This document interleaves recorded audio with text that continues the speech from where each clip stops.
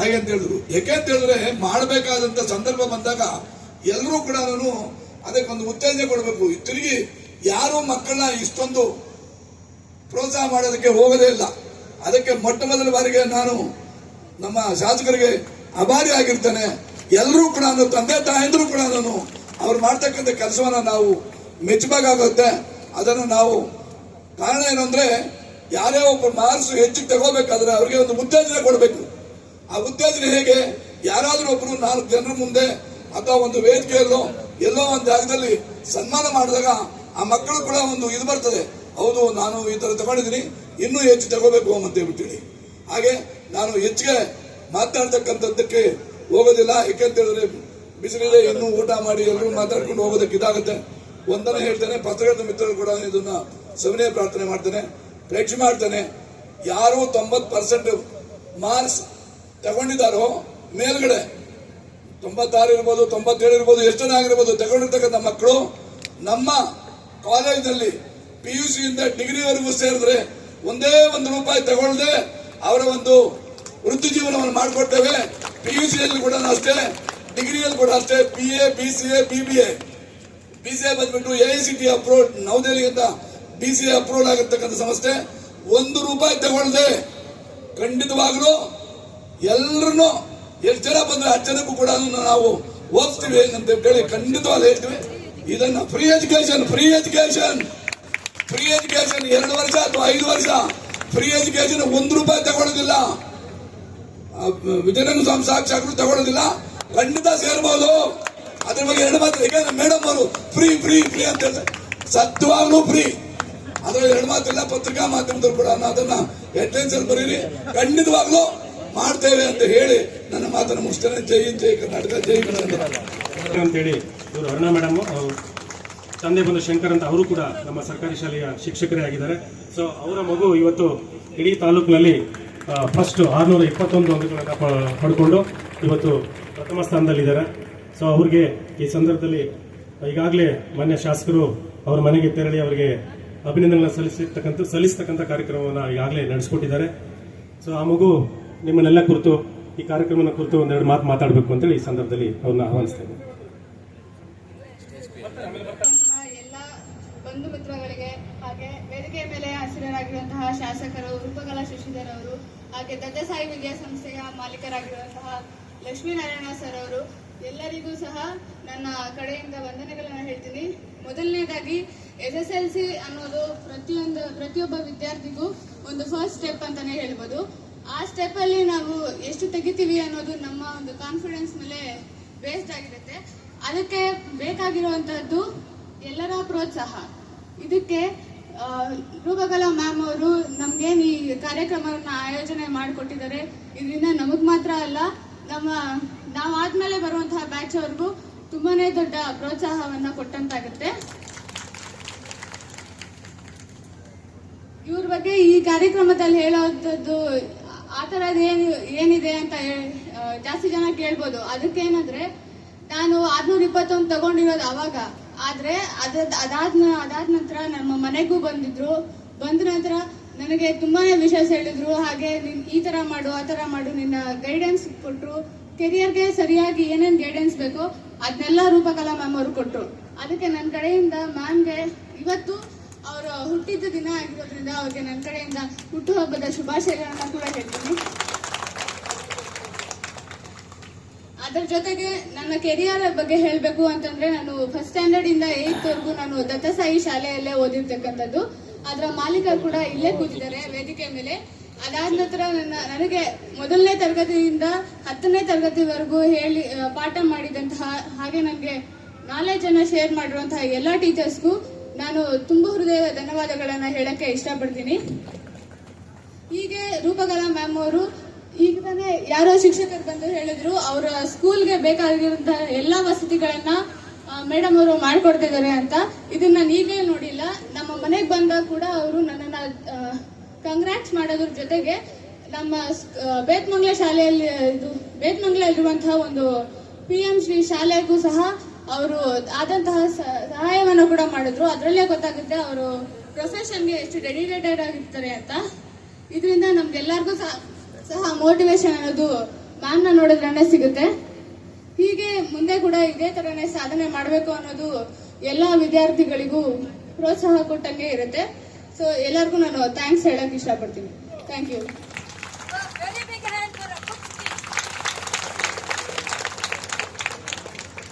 ಕುಮಾರಿ Harika S Reddy ಅವರು ನೋಡಿ, ಪ್ರತಿಭೆ ಅಂತಕ್ಕಂಥದ್ದು ಹೇಗಿರುತ್ತೆ, ಈಗಲೇ ಆ ಆಲೋಚನೆಗಳು, ಆ ಒಂದು ಚಿಂತನೆ ಮಾಡ್ತಕ್ಕಂಥದ್ದು, ವಿಮರ್ಶೆ ಮಾಡ್ತಕ್ಕಂಥ ಗುಣ, ಒಂದು ಆ ಸ್ಕಿಲ್ ಬರ್ತಕ್ಕಂಥದ್ದು ಇದೆಯಲ್ಲ, ಅದು ಬಹಳ ಮುಖ್ಯ. ಸೊ ಕುಮಾರಿ ಹಾರಿಕಾ ಎಸ್ ರೆಡ್ಡಿ ಅವರಿಗೆ ಈ ಸಂದರ್ಭದಲ್ಲಿ ಮಾತಾಡಿ ತನ್ನದೇ ಆಗಿರ್ತಕ್ಕಂಥ ರೀತಿಯಲ್ಲಿ ಮಾತಾಡಿದಂಥ ಕುಮಾರಿ ಹಾರಿಕಾಗೆ ಧನ್ಯವಾದಗಳನ್ನು ಅರ್ಪಿಸ್ತಾ ಈ ಕಾರ್ಯಕ್ರಮವನ್ನು ವತಿಯಿಂದ ಹಾಗೂ ನಾನು ವೈಯಕ್ತಿಕವಾಗಿ ಅವರಿಗೆ ಹುಟ್ಟುಹಬ್ಬದ ಶುಭಾಶಯಗಳನ್ನು ಸಲ್ಲಿಸ್ತಾ ಇದ್ದೇನೆ.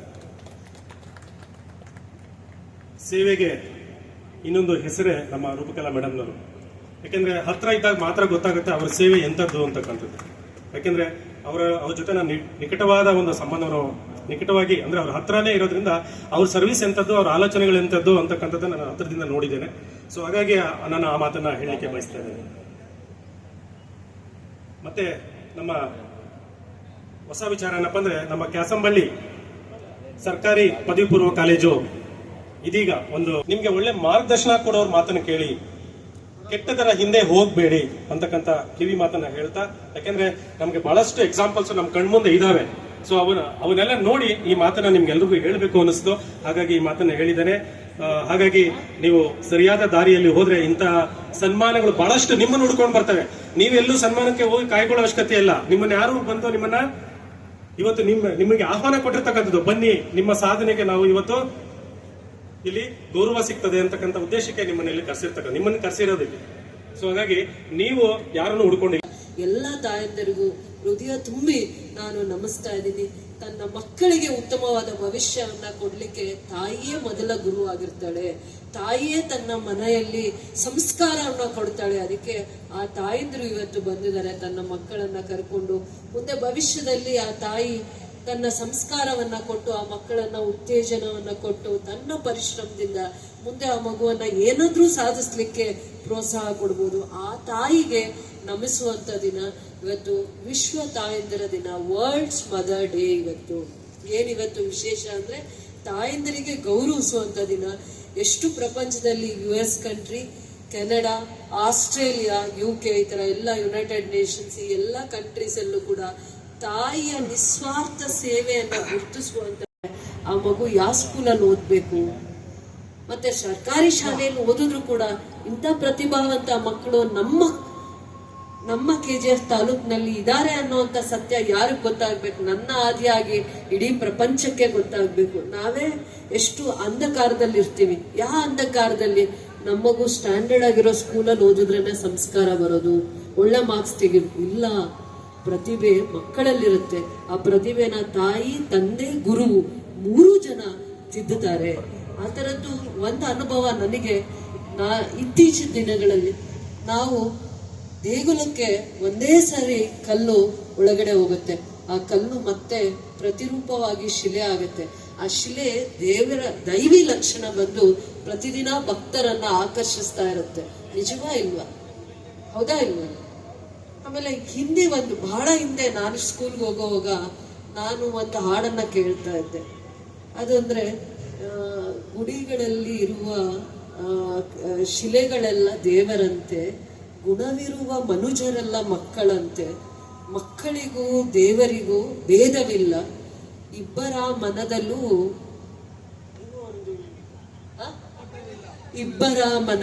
ಕಪಟವಿಲ್ಲ. ಈ ತರ ಹಾಡುಗಳನ್ನ ನಮಗೆ ಗುರುಗಳು ಹೇಳಿ ಹೇಳಿ ನಮ್ಮನ್ನ ತಿದ್ದುತ್ತಾ ಇದ್ರು. ಇವತ್ತೆಲ್ಲ ಅದನ್ನ ನಾವು ಕೇಳಿ ನನಗೆ ನೋಡು ಒಂದು ಸಾಲು ಮರ್ತೋಗಿದೆ. ಆ ತರ ಒಂದು ಗುಡಿಯಲ್ಲಿ ಕಲ್ಲೇ ಹೋಗೋದು, ಆದ್ರೆ ಕಲ್ಲಿಗೆ ಒಂದು ಪ್ರತಿರೂಪ ಕೆತ್ತನೆ ಯಾರು ಕೊಡ್ತಾರೆ? ಒಬ್ಬ ಆರ್ಟಿಸನ್, ಒಬ್ಬ ಕಲ್ಲನ್ನ ದೇವರ ರೂಪವಾಗಿ ಕೆತ್ತುತ್ತಾರೆ. ಅದನ್ನ ನೋಡ್ತಾ ನೋಡ್ತಾ ನಮ್ಗೆ ಭಕ್ತಿ ಬರುತ್ತೆ. ಆ ಭಕ್ತಿ ಬಂದು ಅಲ್ಲಿ ಶ್ರದ್ಧೆ ಬರುತ್ತೆ. ಶ್ರದ್ಧೆಯಿಂದ ನಮ್ಮ ಮನಸ್ಸು ಪರಿವರ್ತನೆ ಆಗುತ್ತೆ. ಸದಾಕಾಲ ದೇವಸ್ಥಾನಕ್ಕೆ ಹೋಗುವಂತ ಭಾವನೆಗಳನ್ನ ಬೆಳೆಸ್ಕೊತೀವಿ. ಹೌದಾ ಇಲ್ವಾ? ಆ ಒಂದು ಜಾಗದಲ್ಲಿ ಆ ಕೆತ್ತನೆಯ ದೇವರು ಯಾರಾದ್ರೂ ಇದ್ರೆ ತಂದೆ, ತಾಯಿ, ಗುರು. ನಾವು ಹುಟ್ಟಿದ ಮೇಲೆ ನಮಗೆ ಮಾತಾಡ್ಲಿಕ್ಕೂ ಬರಲ್ಲ. ನಮ್ಮ ಜೀವನ ಹೇಗೆ ನಾವು ರೂಢಿಸ್ಕೋಬೇಕು ಅಂತ ಗೊತ್ತಾಗಲ್ಲ.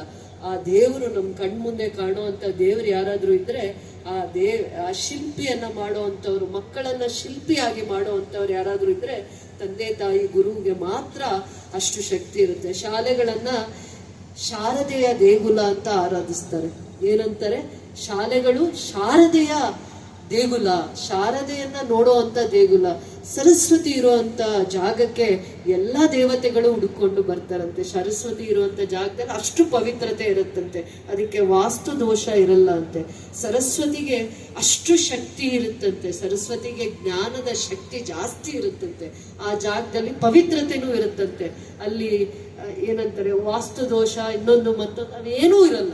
ಎಲ್ಲಿ ಶಾಲೆ ಇದೆ ಅದೇ ದೇಗುಲ, ಜ್ಞಾನದ ದೇಗುಲ, ಶಾರದೆಯ ದೇಗುಲ ಅಂತ ನಾವು ಭಾವಿಸ್ಬೇಕು. ಇವತ್ತು ನಿಮ್ಮ ಪ್ರತಿಭೆ ಯಾವ ರೀತಿ ಮೌಲ್ಯಾಧಾರಿತ ಪ್ರತಿಭೆ ಆಗ್ಬೇಕು. ನಮಗೆ ಏನು ಸಂಸ್ಕಾರ ಬರ್ಬೇಕಂದ್ರೆ, ಮೊದಲನೇದಾಗಿ ತಂದೆ ತಾಯಿಯನ್ನ ಕಷ್ಟಗಳನ್ನ ಅರ್ಥ ಮಾಡ್ಕೋಬೇಕು. ತಂದೆ ತಾಯಿ ತಮ್ಮ ಕಷ್ಟಗಳನ್ನ ನುಂಗಿ ನೀರು ಕುಡಿದು ನಿಮಗೆ ಒಳ್ಳೆ ಭವಿಷ್ಯನ ಕೊಡ್ತಾರೆ. ನೀವು ಅದನ್ನ ಆಲೋಚನೆ ಮಾಡ್ಬೇಕು. ತಂದೆ ತಾಯಿ ಯಾರು ಕೂಡ ತನ್ನ ಮಕ್ಕಳಿಗೆ ಏನ್ ಕಷ್ಟ ಇದೆ, ನನ್ನ ಆರೋಗ್ಯದಲ್ಲಿ ಏನ್ ಕಷ್ಟ ಇದೆ ಏನೂ ಹೇಳಲ್ಲ. ನಮ್ಮ ಮಕ್ಕಳು ಓದ್ಲಿ, ಅವರ ಓದಿಗೆ ಏನೂ ಅಡೆತಡೆ ಆಗ್ಬಾರ್ದು, ಅವ್ರು ಚೆನ್ನಾಗಿ ಓದ್ಕೊಳ್ಳಿ, ಅವ್ರು ಟ್ಯೂಷನ್ಗೆ ಹೋಗ್ಲಿ, ಅವ್ರು ನನಗಿಂತ ಉತ್ತಮವಾಗಿರುವಂತ ಜೀವನ ಇರ್ಲಿ, ಜೀವನವನ್ನ ಕಟ್ಕೊಳ್ಳಿ ಅನ್ನುವಂತ ಉದ್ದೇಶ ಆ ತಂದೆ ತಾಯಿಗಳ ಮನಸ್ಸಲ್ಲೇ ತಪಸ್ ಮಾಡ್ತಾ ಇರ್ತಾರೆ. ಮಕ್ಕಳಿಗೆ ಒಳ್ಳೇದು ಕೊಡುವಂತ ತಂದೆ ತಾಯಿ ಮನಸ್ಸಲ್ಲಿ ಒಳ್ಳೇದನ್ನ ಕೋರ್ತಾ ಇರ್ತಾರೆ. ತಾಯಿ ಆಗ್ಲಿ ತಂದೆ ಆಗ್ಲಿ ನಮಗೆ ಒಂದು ಸಂಸ್ಕಾರವನ್ನ ಕೊಟ್ಟು ಒಂದು ಒಳ್ಳೆಯ ಜ್ಞಾನ ದೇಗುಲದಲ್ಲಿ ಓದ್ಲಿಕ್ಕೆ, ಭವಿಷ್ಯವನ್ನ ಕಟ್ಕೊಳ್ಳಿಕ್ಕೆ, ನಮಗೆ ಮೌಲ್ಯಗಳನ್ನ ತಿದ್ದುಕೊಳ್ಳಿಕ್ಕೆ ಒಂದು ಅವಕಾಶವನ್ನ ಮಾಡಿಕೊಟ್ಟಿರ್ತಾರೆ. ಅವರು ಪ್ರತಿ ಹಂತದಲ್ಲೂ ಅವ್ರ ಜೀವನದಲ್ಲಿ ಏನು ಸಾಧಿಸದೇ ಇರ್ಬೋದು, ಆದ್ರೆ ನಮಗೆ ಸಾಧನೆ ಮಾಡ್ಲಿಕ್ಕೆ ಪ್ರೋತ್ಸಾಹ ಕೊಡ್ತಾ, ನಮ್ಮನ್ನ ತಿದ್ದಿ ಬೈದು, ನಮ್ಮನ್ನ ಕಲ್ಲಾಗಿರುವಂತ ಮನಸ್ಸನ್ನ ಮೂರ್ತಿಯಾಗಿ, ಶಿಲೆಯಾಗಿ ನಾವು ಸಮಾಜಕ್ಕೆ ಒಂದು ಏನೋ ಒಂದು ಕೊಡುಗೆ ಆಗುವಂತ ರೂಪವನ್ನ ತರುವಂತ ಶಕ್ತಿ ಯಾರಿಗಾದ್ರೂ ಇದ್ರೆ ಗುರುವಿಗೆ. ಗುರು ನಮ್ಮನ್ನ ಗುರ್ತಿಸಿ ನಮ್ಮ ಪ್ರತಿಭೆಯನ್ನ ತಿಳ್ಕೊಳ್ಳೋ ಮಟ್ಟಕ್ಕೆ ತಂದೆ ತಾಯಿ ಕರ್ಕೊಂಡ್ಬಂದ ಆ ದಾರಿಯಲ್ಲಿ ನಿಲ್ಲಿಸ್ತಾರೆ. ಇವತ್ತು ಆ ತಂದೆ ತಾಯಿಗೆ ಒಂದೇ ಹೆಮ್ಮೆ, ಬರ್ತಾ ಬರ್ತಾ ನಮ್ಗೆ ಹೇಗೆ ನಿಮ್ಮನ್ನ ನೋಡ್ತಾ ಇದ್ದಾಗ ಖುಷಿ ಆಗುತ್ತೆ, ಏನಾದ್ರೂ ನೋಡಿ ತಂದೆ ತಾಯಿಗೆ ತನ್ನ ಮಕ್ಕಳನ್ನ ನೋಡಿದಾಗ ಸಿಗುವ ಆನಂದ, ಅವ್ರೇನಾದ್ರೂ ಜೀವನದಲ್ಲಿ ಸಾಧನೆ ಮಾಡುವಾಗ ಸಿಕ್ಕಂತ ಆಸ್ತಿ. ಏನ್ ಆಸ್ತಿ ಅಂದ್ರೆ ನಿಮ್ಮನ್ನ ನೋಡೋದೇ ಒಂದು ಆಸ್ತಿ ಅವ್ರಿಗೆ. ಆಮೇಲೆ ನೀವು ಸಾಧನೆ ಮಾಡಿರೋದೇ ಅವ್ರಿಗೊಂದು ಆಸ್ತಿ. ನೀವು ಖುಷಿಯಾಗಿ ನಿಮ್ಮ ಜೀವನದಲ್ಲಿ ಬದುಕನ್ನ ಕಟ್ಕೊಂಡಾಗ ಅದು ಅವರಿಗೆ ತಂದ್ಕೊಡೋಂತ ನೆಮ್ಮದಿ ಬೇರೆ ಏನ್ರಲ್ಲೂ ಸಿಕ್ಕಲ್ಲ. ಆದ್ರೆ ಇವತ್ತು ಚಿಕ್ಕ ಮಕ್ಕಳಿದ್ದೀರಾ, ನೀವು ಪ್ರತಿಭಾವಂತ ಮಕ್ಕಳಾಗಿದ್ದೀರಾ. ಅದು KGF ಅಲ್ಲೇ ಸಿಕ್ಕಂತ ಚಿಕ್ಕ ಸ್ಕೂಲು, ದೊಡ್ಡ school, private school, aided school, ಸರ್ಕಾರಿ ಶಾಲೆನೋ, ಅಲ್ಲಿ ಏನ್ ವ್ಯವಸ್ಥೆ ಇದೆಯೋ, ಅಲ್ಲಿ ಎಂತ ಟೀಚರ್ ಸಿಕ್ಕಿದಾರೋ, ನೀವು ಸ್ಕೂಲ್ಗೆ ಆಟೋ ಅಲ್ಲಿ ಹೋಗ್ತಿರೋ, ತಂದೆ ಬಿಡ್ತಾರೋ, ಏನ್ ವ್ಯವಸ್ಥೆಯಲ್ಲಿ ನೀವು ಸ್ಕೂಲ್ಗೆ ಹೋಗಿ ಬರ್ತಿರೋ, ಟ್ಯೂಷನ್ಗೆ ಹೋಗ್ತಿರೋ ಇಲ್ವೋ ಗೊತ್ತಿಲ್ಲ. ಸಿಕ್ಕ ವ್ಯವಸ್ಥೆಯಲ್ಲಿ ನಿಮ್ಮ ಈ ಪ್ರತಿಭೆಯನ್ನ, ನಿಮ್ಮ ಪರಿಶ್ರಮದಿಂದ ಪ್ರತಿ ವರ್ಷ ಮಕ್ಕಳು ಇಷ್ಟೆಲ್ಲ ಒಳ್ಳೆಯ ಮಾರ್ಕ್ಸ್ ಅನ್ನ, ಅಂಕಗಳನ್ನ ಪಡ್ಬೇಕಂದ್ರೆ ನಿಮಗೆ ಅಲ್ಲಿ ಕಾನ್ಸಂಟ್ರೇಷನ್ ಇರ್ಬೇಕು. ಅಂದ್ರೆ ನಿಮ್ಮ ಪರಿಶ್ರಮ, ಆಸಕ್ತಿ ಅವಶ್ಯಕತೆ ಇರುತ್ತೆ. ಅದನ್ನ ಪ್ರತಿ ಹಂತದಲ್ಲೂ ಪರಿಶ್ರಮದ ಮೇಲೇನೋ, ನಿಮ್ಮ ಶಾಲೆಗೆ ಬಂದಾಗ ಗುರುಗಳು, ಶಿಕ್ಷಕರಿರ್ಬೋದು ಆ ಪ್ರೋತ್ಸಾಹ ಇರುತ್ತಲ್ಲ, ನೀವು ಕೂಡ ಏನಾದ್ರೂ ಸಾಧನೆ ಮಾಡ್ಬೋದು ಅನ್ನುವಂತ ಪ್ರೋತ್ಸಾಹ ಇದೆಯಲ್ಲ, ಅದು ಜೀವನಕ್ಕೆ ತುಂಬಾ ಮುಖ್ಯ. ಪ್ರತಿಯೊಂದು ವಿದ್ಯಾರ್ಥಿನ ಪೋಷಣೆ ಮಾಡೋ ತರ ಅವರಲ್ಲಿರುವಂತ ಏನೇನು ಅವರಲ್ಲಿ ಒಂದು ಪ್ರತಿಭೆ ಇರುತ್ತೆ, ಅದನ್ನ ಹೊರಗಡೆ ತೆಗೆಯುವಂಥದ್ದು ಗುರುಗಳಿಗೆ ಮಾತ್ರ ಇರುತ್ತೆ. ಗುರು ಇಲ್ಲದೆ ಏನೂ ಸಾಧನೆ ಮಾಡಕ್ಕಾಗಲ್ಲ. ಅದಕ್ಕೆ ಹಿಂದೆ ಗುರುಕುಲ ಇರ್ತಾ ಇತ್ತು, ಹಿಂದೆ ಎಲ್ಲ ಗುರುಕುಲ ಇರ್ತಾ ಇತ್ತು. ಅಲ್ಲಿ ಸ್ವಂತ ಕೆಲಸಗಳನ್ನ ನಾವೇ ಮಾಡಿಕೊಂಡು ಗುರುಕುಲದಲ್ಲಿ ವಿದ್ಯೆಯನ್ನ ಅಭ್ಯಾಸ ಮಾಡ್ಲಿಕ್ಕೆ ಹೋಗ್ತಾ ಇದ್ವಿ. ಇವತ್ತು ಕೂಡ ಗುರುಗಳು ಮಾತ್ರ ತನ್ನ ಶಿಷ್ಯರನ್ನ ಗುರುಗಿಂತ ಎತ್ತರದ ಸ್ಥಾನದಲ್ಲಿ ಬೆಳೆಸ್ಲಿಕ್ಕೆ ಮಾತ್ರ ಆಗುತ್ತೆ. ಬೇರೆ ಯಾವುದೇ ಒಂದು ಪವಿತ್ರವಾಗಿರುವಂತ ಗುರು ಬಿಟ್ರೆ ಇನ್ಯಾರು ಕೂಡ ಅಂತ ಪ್ರೋತ್ಸಾಹ ಕೊಡ್ಲಿಕ್ಕೆ ಆಗಲ್ಲ ಅಂತ ಅಂದ್ಬಿಟ್ಟು ನಾನು ನಿಮ್ಗೆ ಹೇಳ್ತಾ ಇದ್ದೀನಿ. ಗುರು ಮಾತ್ರ ತನ್ನ ಶಿಷ್ಯರನ್ನ ಗುರುಗಿಂತ ಇನ್ನೂ ಒಂದು ಹೆಜ್ಜೆ ಮುಂದಕ್ಕೆ ಪ್ರೋತ್ಸಾಹ ಮಾಡಿ ಕರ್ಕೊಂಡೋಗಿ ಬಿಡ್ತಾರೆ. ಅದನ್ನ ನಾವು ಅರ್ಥ ಮಾಡ್ಕೊಬೇಕಾಗತ್ತೆ. ಅವರ ಪ್ರೋತ್ಸಾಹ ಮತ್ತೆ ಅವರ ಪ್ರತಿಭೆ, ಅವರಲ್ಲಿ ಏನಿರುತ್ತೆ ಜ್ಞಾನ, ಆ ಜ್ಞಾನವನ್ನ ನಿಮಗೆ ಧಾರೆ ಎರಿತಾರೆ, ನಿಸ್ವಾರ್ಥವಾಗಿ ಧಾರೆ ಎರಿತಾರೆ. ಆ ಧಾರೆ ಎರೆದು ನಿಮ್ಮನ್ನ ತಿದ್ದಿ, ನಿಮ್ಮನ್ನ ಸಮಾಜಕ್ಕೆ ಉತ್ತಮವಾಗಿರುವಂತ ಪ್ರಜೆ ಆಗಿ ಮಾಡ್ಲಿಕ್ಕೆ ಒಂದು ಕಲ್ಲನ್ನ ಶಿಲೆ ಹಾಗೆ ಮಾಡ್ಲಿಕ್ಕೆ ಗುರುವಿಂದ ಮಾತ್ರ ಸಾಧ್ಯ. ಸತ್ ಪ್ರಜೆಯನ್ನ ಮಾಡ್ಲಿಕ್ಕೆ ನೀವು ಭವಿಷ್ಯದಲ್ಲಿ ಯಾವುದೇ ಒಂದು ನಿಮ್ಗೆ ಖುಷಿಯಾಗಿದ್ದೇ ಓದಿ, ನಿಮಗೆ ಏನು ಒಳ್ಳೇದು ಅನ್ಸುತ್ತೆ, ನಿಮ್ಮ ಮನಸ್ಸಲ್ಲಿ ನಿಮ್ಗೆ ಏನು ಒಳ್ಳೇದು ಅನ್ಸುತ್ತೆ ಅದನ್ನೇ ಮಾಡಿ. ಅದು ಒಂದಲ್ಲ ಒಂದ್ ರೀತಿ ನಿಮಗೆ ಗೌರವನ್ನ ತಂದ್ಕೊಡುತ್ತೆ, ತಂದೆ ತಾಯಿಗೆ ಗೌರವನ್ನ ತಂದ್ಕೊಡುತ್ತೆ. ಸಮಾಜಕ್ಕೆ ಇವತ್ತಿನ ಮಕ್ಕಳು ನಾಳೆಯ ಆಸ್ತಿ. ಸಮಾಜಕ್ಕೆ ನೀವೇ ಪ್ರಜೆಗಳು. ದೇಶವನ್ನ ಕಟ್ತೀರಾ, ದೇಶವನ್ನ ಆಳ್ತೀರಾ, ದೇಶಕ್ಕೆ ನಿಮ್ಮದೇ ಆದ ಕೊಡುಗೆಯನ್ನ ಕೊಡ್ತೀರಾ. ಯಾವ ವೃತ್ತಿ ಮಾಡ್ತೀರಾ ಅನ್ನೋದು ಮುಖ್ಯ ಅಲ್ಲ, ಅದು ಒಂದಲ್ಲ ಒಂದು ರೀತಿ ಅದು ಸಮಾಜಕ್ಕೆ ಸೇವೆ ಆಗಿರುತ್ತೆ ಅಂತಂದ್ಬಿಟ್ಟು ಈ ದಿನ ಈ ಕ್ಷಣನ ನಿಮ್ಮ ತಂದೆ ತಾಯಿ ಜೊತೆ ನಾನು ಆನಂದಿಸ್ಬೇಕು. ಈ ಪ್ರತಿಭೆ ಒಂದು ದಿನದ್ದು ನಿಮ್ಮ ಪರಿಶ್ರಮದಿಂದ ಬಂದಿರೋದಲ್ಲ. ನಿಮ್ಮ ಪ್ರತಿಭೆ ಇಡೀ ವರ್ಷ ನೀವು ಓದಿರೋಂಥದ್ದು ಭಯದಿಂದನೋ, ಶ್ರದ್ಧೆಯಿಂದನೋ, ತಂದೆ ತಾಯಿಗಳ ಮೇಲೆ ಪ್ರೀತಿಯಿಂದನೋ, ಗುರುಗಳ ಬಗ್ಗೆ ಗೌರವದಿಂದನೋ, ಇವೆಲ್ಲ ಪರಿಶ್ರಮದಿಂದನೋ ಬಂದಿದೆ.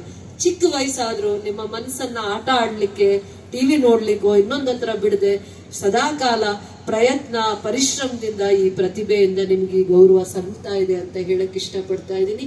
ಈ ದಿನ ಈ ವೇದಿಕೆ ನಿಮ್ಮನ್ನ ನಿಮ್ಮ ತಂದೆ ತಾಯಿ ಜೊತೆಯಲ್ಲಿ ನಾನು ನೋಡಿ ಆನಂದಿಸ್ಬೇಕು.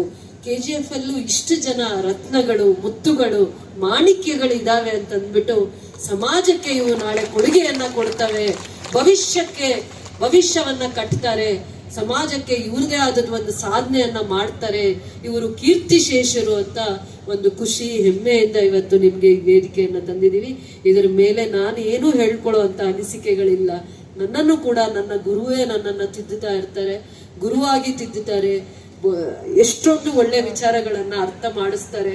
ಅರ್ಥ ಮಾಡಿಸಿ ಈ ಕಾರ್ಯಕ್ರಮಕ್ಕೆ ಇಂಥ ಅರ್ಥಪೂರ್ಣವಾಗಿರುವಂತ ಕಾರ್ಯಕ್ರಮನ ಮಾಡ್ಲಿಕ್ಕೆ ನಮಗೆ ಮಾರ್ಗದರ್ಶಕರು, ಮತ್ತೆ ಈ ಕಾರ್ಯಕ್ರಮ ಹೀಗೆ ಇರಬೇಕು, ಅಚ್ಚುಕಟ್ಟಾಗಿ ಮಾಡ್ಬೇಕು ಅನ್ನುವಂತ ದೂರದೃಷ್ಟಿ ನನ್ನ ಗುರುಗಳಿಗೆ ಮಾತ್ರ ಇರಕ್ಕೆ ಸಾಧ್ಯ ಅಂತ ಹೇಳ್ತಾ, ಆ ಮಕ್ಕಳಿಗೆ ಇಂಥ ಒಂದು ಒಳ್ಳೆಯ ವೇದಿಕೆಯನ್ನ KGF ಅಲ್ಲೂ ಕೂಡ ಇಂಥ ಮಕ್ಕಳಿದ್ದಾರೆ, ಅವರಿಗೆ ಏಕೆ ನಾವು ವೇದಿಕೆಯನ್ನ ಕೊಡಬಾರ್ದು? ಆ ವೇದಿಕೆಯನ್ನ ಕೊಟ್ಟಾಗ ಮತ್ತೆ ನಿಮ್ ತರ ಎಷ್ಟೋ ಜನ ಮಕ್ಕಳು ಈ ಪ್ರೋತ್ಸಾಹದಿಂದ ಇನ್ನೂ ಒಳ್ಳೆ ಅಂಕಗಳನ್ನ ತಗೊಳ್ಳಿ ಅಂತ ಹೇಳ್ತಾ, ಈ ಮಕ್ಕಳ ಈ ಪ್ರತಿಭಾವಂತ ಪುರಸ್ಕಾರಕ್ಕೆ ಕಾರಣವಾಗಿರುವಂತ ತಂದೆ ತಾಯಿಗಳನ್ನ ಅಭಿನಂದಿಸ್ತಾ, ನೋಡ್ಲಿಕ್ಕೆ ಅವಕಾಶ ಆಯ್ತು.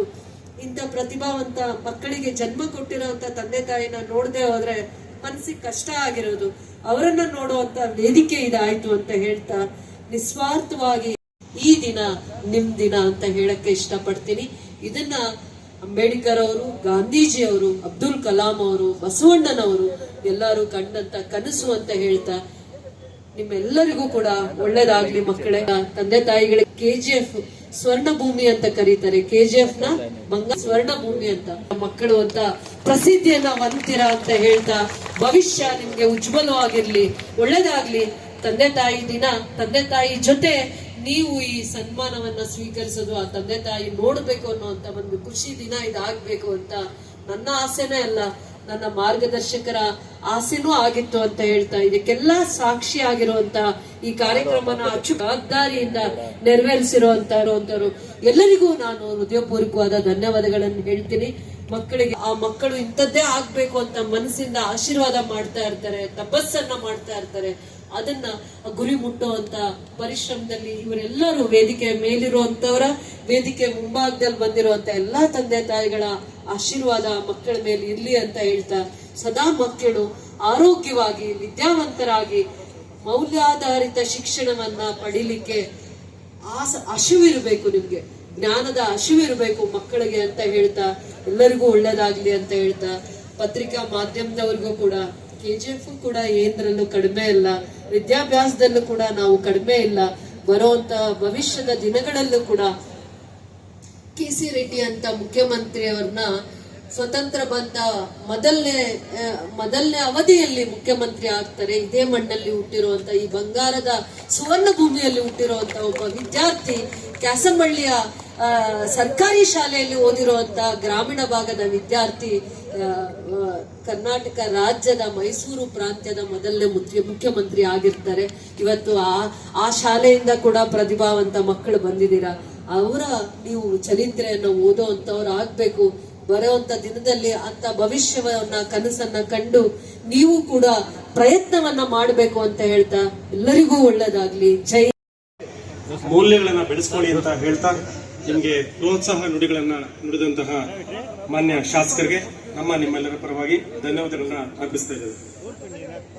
ಈಗ ಸನ್ಮಾನ ಕಾರ್ಯಕ್ರಮ ಪ್ರಾರಂಭ ಆಗಲಿದೆ. ದಯವಿಟ್ಟು ವೇದಿಕೆಯಲ್ಲಿ ಇರ್ತಕ್ಕಂಥವ್ರು ವೇದಿಕೆಯಲ್ಲಿ ಸ್ವಲ್ಪ ಅವಕಾಶ ಮಾಡಿಕೊಡಿ ಸನ್ಮಾನ ಕಾರ್ಯಕ್ರಮಕ್ಕೆ ಅಂತ.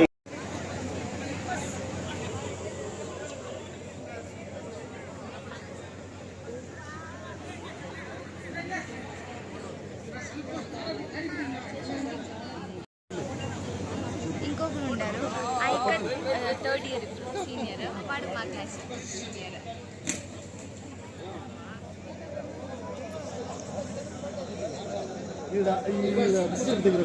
తీసుకో ఇట్లా తీసుకో ఇట్లా